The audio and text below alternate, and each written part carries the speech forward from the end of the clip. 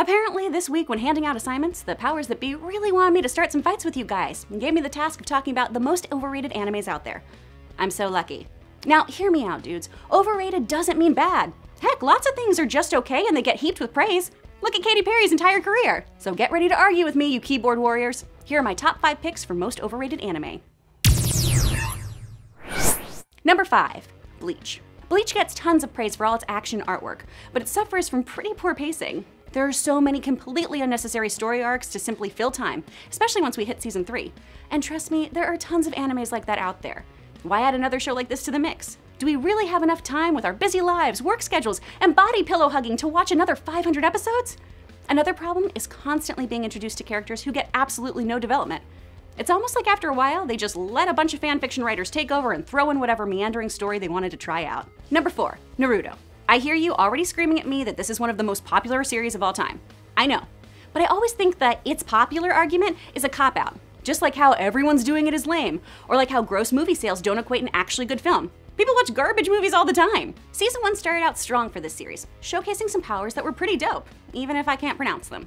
When you really look at the show, about 75% of it is filler, and the remaining 25% of actual linear story is, well, kind of boring.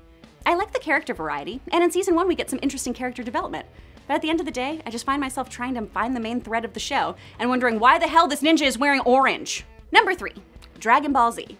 Here's the one that's gonna get me in huge trouble with my coworkers and probably a bunch of you. Look, I think Dragon Ball Z is pretty pedestrian. You know when you talk to someone who isn't into anime, and when you say you are into anime, they're like, oh, like Dragon Ball Z? Exactly. To me, DBZ is to anime as the Big Bang Theory is to comic books and comedy.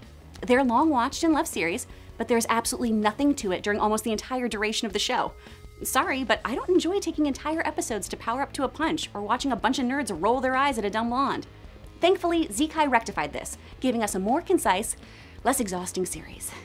Number 2, One Piece. Don't get me wrong, I really love One Piece. The characters are fun, I enjoy the overall story, and that weird Donny Osmond-esque theme song in the early episodes, amazing.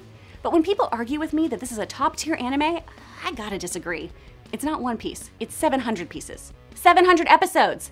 That's a lot of filler. And yeah, I know that's coming from someone who likes Sailor Moon, which literally has half a season of filler waiting for a new manga to come out. But come on, there could have been some editing here. Can we Zekai this series too? And finally, number 1, Sword Art Online. Don't get it twisted, this is by no means the worst anime, or even a bad one. It's just that Sword Art Online is one of the most hyped anime series out there. Season 1 started out strong, but quickly fizzled with uninspiring action and a lot of playing house. Season 2 places us in a new game, which I was pretty nonplussed about, and takes the strong character Asuna and makes her a typical damsel in distress. What happens to her is really messed up, y'all. And generally speaking, why take your strongest characters, turn around, and make them weak shells of who we first met? That's not character development, that's lazy writing and tired old tropes that leaves me wishing they better utilize the possibilities of the RPG theme. I hear people talk about how innovative the show is all the time. And again, don't get me wrong, this is a really enjoyable show. I personally just don't think the hype matches the end product. Of course, you guys are gonna have your own opinions. Agree? Disagree? Wanna fight? I hope not, I have no upper body strength. Let's chat in the comments below about your thoughts when it comes to overrated anime. And while you're at it, please like and subscribe. Thanks for watching. I'm Chris Carr. See you, Space Cowboy.